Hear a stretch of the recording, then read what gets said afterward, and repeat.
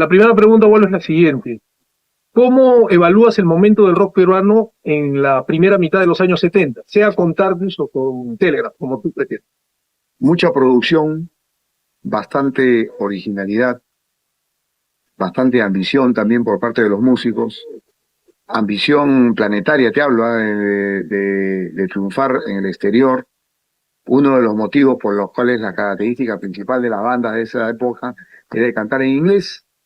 Era una suerte de llevar o de tirar botellas cual náufrago a ver qué pasaba en Estados Unidos, con una de las tantas opciones que tenemos de grabar. Había facilidad para grabar en esa época y había un promedio pues de 5 o 4 buenas bandas por barrio, por cada distrito. ¿Por qué mucha gente asume que había una pose medio snob en referencia a los que cantaban en inglés? ¿O acaso era que se quería uno separar socialmente de los que no lo hacían?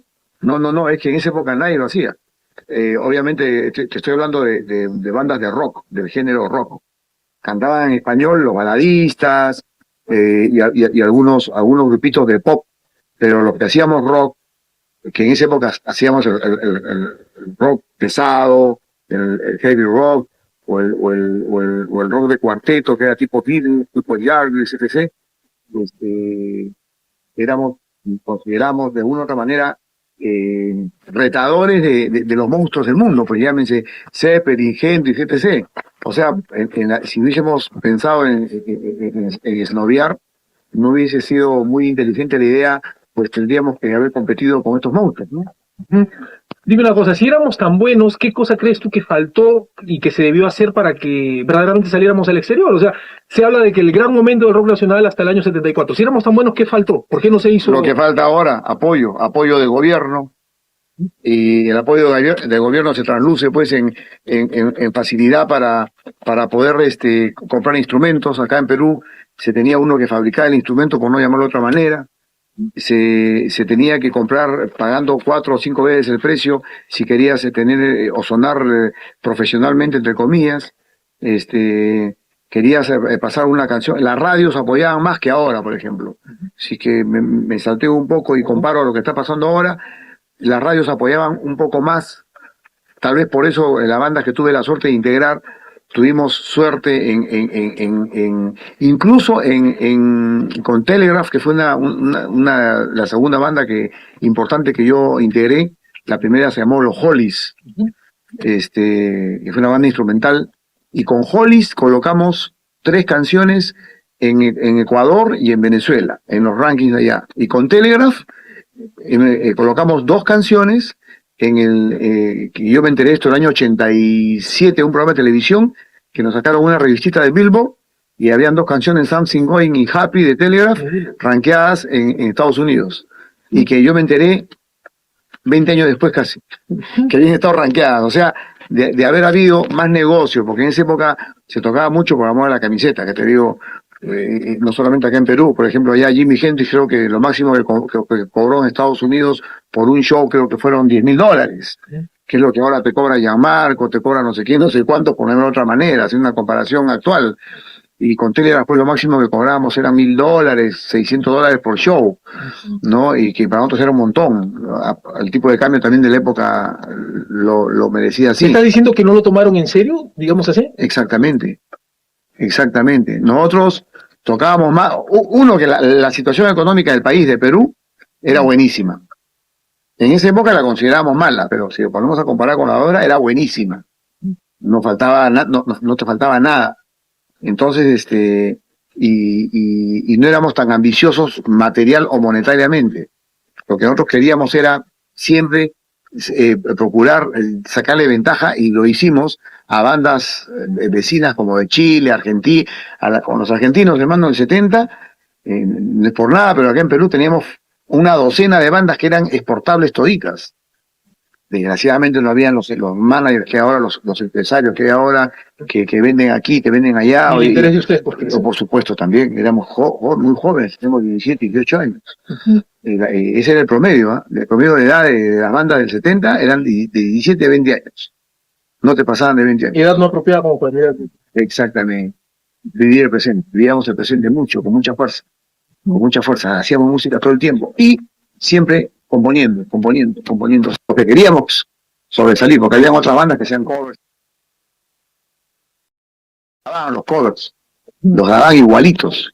Okay. Y nosotros procurábamos grabar con la misma calidad, pero temas nuestros. Bueno, ¿y qué onda con el tema de la dictadura militar? ¿Verdaderamente quebró? Nos apagaron el televisor. Así. Nos apagaron el televisor a partir del 72, 71, 72. El 71 donde ya sale una ley en la cual prohibían a las radioemisoras difundir música en inglés. Las tildaban de alienadas, etc. De ese momento, y a los que grabamos en inglés, frito pescadito. Entonces, ahí es donde nosotros disolvemos Telegraph. Yo hago una banda de rock, de heavy rock en español que se llamó Tarkus. Entonces, pero también a la hora que se deja de difundir en inglés, los disc jockeys de esas radios comienzan a emigrar, se van a Venezuela, que se iba mucho la cuenca de Venezuela en esa época, se van a Estados Unidos, entran disc jockeys nuevos que ya no comulgaban mucho con el tema de rock en inglés, bajó un 80% ese tipo de difusión, y nosotros salimos con Tarkus haciendo rock en español, pero ya no teníamos quien nos pase las... y Tarkus recién se ha dado a conocer el año 2000, cuando ya no existía, ¿no? Pero en esa época, en su momento, fue una pena no haber aprovechado el buen sonido de esa banda. Hicimos más que 2 shows y ahí... Yo te hablaba de eso porque para algunos suele ser como el gran pretexto, ¿no? Ok, le echó la culpa a la dictadura y por eso no surge. ¿Es eso así tan cierto? No. La dictadura prohibió completamente el rock. Coincidentemente, las radioemisoras siempre buscando un pan de cada día, y ese pan de cada día fue la salsa. La salsa entró a Perú con los famosos salsódromos, el Durísimo en la avenida Washington, etc., el 73, 74, y que desapareció a cero del rock, a cero, durante todo el tiempo que duró la dictadura. Es el agujero negro del cable. Exactamente, hasta el año 82.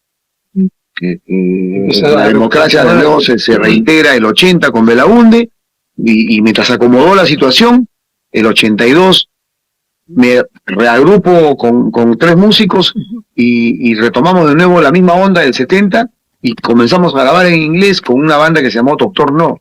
Entonces yo hice Doctor No junto con un Telegraph, con un Frágil y con un Ex Widow Together, Evento Sabamé, con Tavo Castillo, con Chachi Luján, y yo hicimos Doctor No. Y con Doctor No, incluso para poder difundir la canción que grabamos, que tuvo éxito, que se llama Tornado Lights, que estaba grabada en inglés, las radios que nos apoyaron, que fueron Doble 9 y Estudio 93, que recién salía, les pedimos que por estrategia de marketing no dijesen que la banda era nacional. Solamente, por supuesto, porque si estábamos seguros que si decían que era nacional no pasaba nada con el Permíteme tema. un poco, por favor, permíteme insistir en esto de apagar el televisor. ¿Podrías ser un poco más a qué te refieres con que se apagó el televisor? Obviamente, si tus grabaciones no había radio que las pueda pasar porque era ilegal pasarlas, las grabaciones en inglés, al no haber grabaciones en inglés en la radio, ya no había grupos de moda. Entonces, al no haber grupos de moda, los grupos ya no tocaban. Los colegios, que eran porque en esa época el 80 o 90% de los shows eran organizados por los colegios. Había un movimiento espectacular respecto a las pre y las prom. Entonces tenías 7 o 6 fiestas por año por colegio. Y unos 20 colegios, es decir, todas las bandas teníamos... ¿Y esta ley de la que me hablabas? Al suprimir la difusión por la radio, y ya no había, la gente no se enteraba de que las bandas, obviamente a nosotros no nos impidieron tocar en vivo. A ese extremo no llegaron. Pero al decirles a las radios que ya no difundan temas grabados en inglés, suficiente. Ya no había más.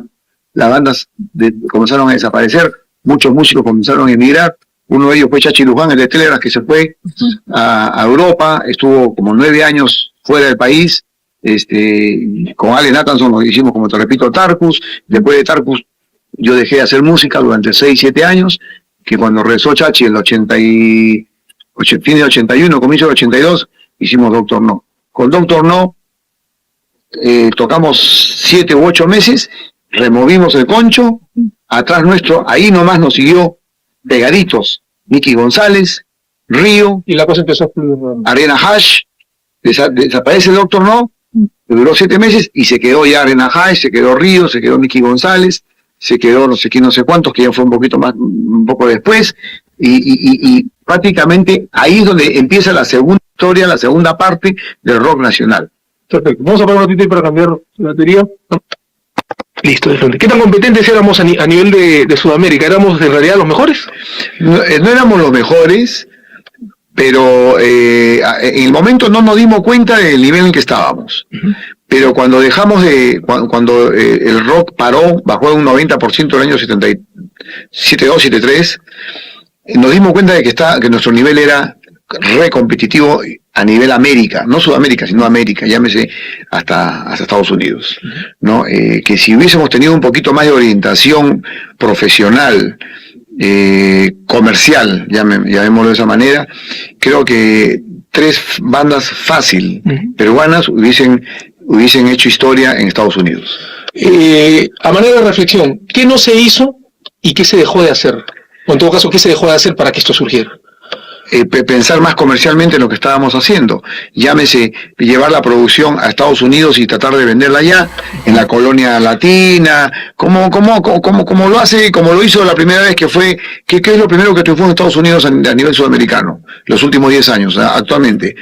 Tri, Maná, y solistas, Luis Miguel, Ricky Martin, y por ahí Cristina Aguilera, Shakira. Eso es lo que reventó Estados Unidos, y Miami Sound Machine fue. Se me está diciendo que no había decisión ni conciencia. Exactamente, pero material había. Material había definitivamente.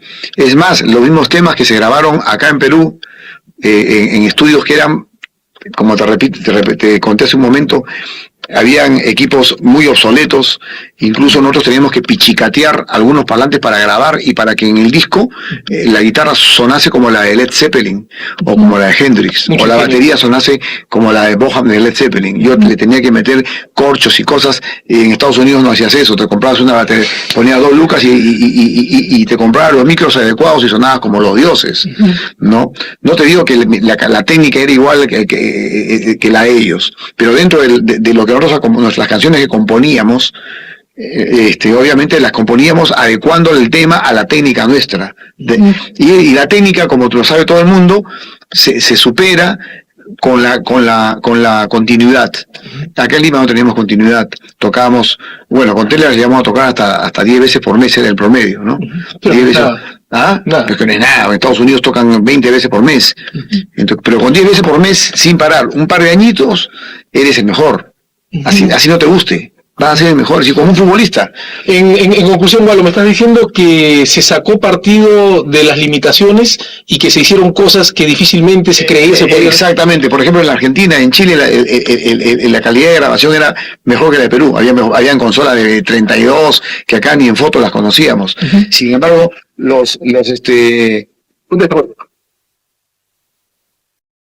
ahora, entre el 6-9 y el 7-2, no sé si te lo comenté hace un momento, pero las bandas peruanas estaban mirábamos por encima del hombro a bandas argentinas, a bandas brasileras, a bandas mexicanas, que mexicanas no existían en el mercado de acá. De pronto allá sí, por supuesto, pero no habían logrado traspasar fronteras.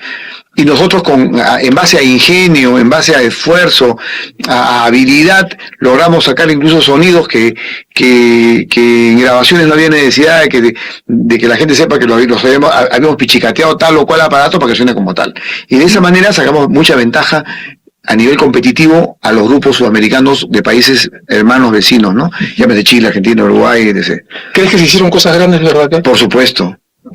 Y ahora me doy cuenta por la receptibilidad que hay con las nuevas generaciones cuando escuchan acá en mi casa. Yo tengo hijos músicos, vienen muchos músicos a tocar con ellos y a veces quieren que les ponga discos que nosotros hemos hecho, o muchos me traen este disco hecho por usted, sí, y yo no lo tenía, además los tenían ellos y se van no sé a dónde a conseguirlos, a comprarlos, etc. Entonces creo que verdaderamente siento que se hizo. En el momento no lo sentí, pero años después sí he sentido que hicimos bastante. Perfecto. Chévere, Walo. Quedó.